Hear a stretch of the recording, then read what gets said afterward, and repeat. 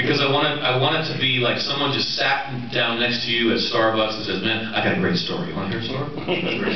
And so I try to make it very conversational and very fast, but that means that I make a lot of mistakes, and it takes longer, and the editors hate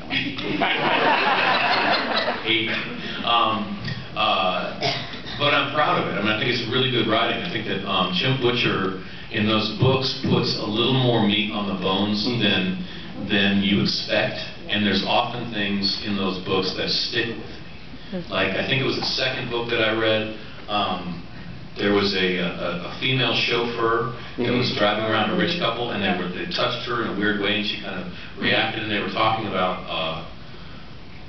sexual abuse.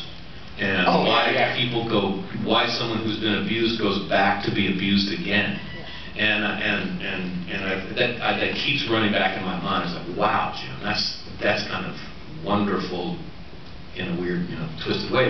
But I feel like he could get away with being less interesting, but he just does it because he likes it. And last question, really quick. Did you make up Tooth's voice on the fly? I do all that on the fly. Yeah. Oh, really? Okay. Yeah. Tooth, left. That's a character that I learned in high school, that my friend Chris Green, he had the character of Abdul. "Hello, I'm Abdul. I'm from Trinitron." And he had a little drawing, and he tried to pick up girls. It never worked. Chris, don't do the D, man. You're not going to get anything. Oh, Jesus.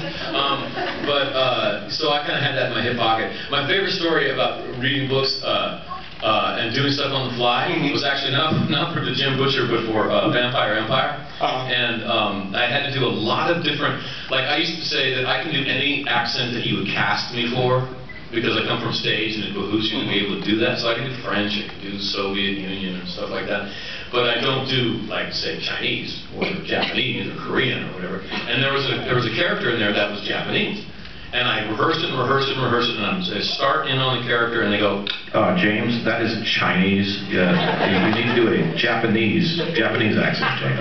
And I had nothing. I was like, "Oh God, oh no, and I'm flailing around, and the only thing I could think of was Mojo Jojo from. So I did Mojo Jojo for the whole book.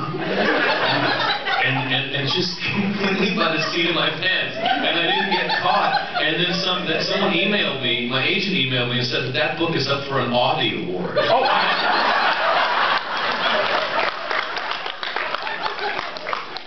well, you did a good job of Shiro. Right on.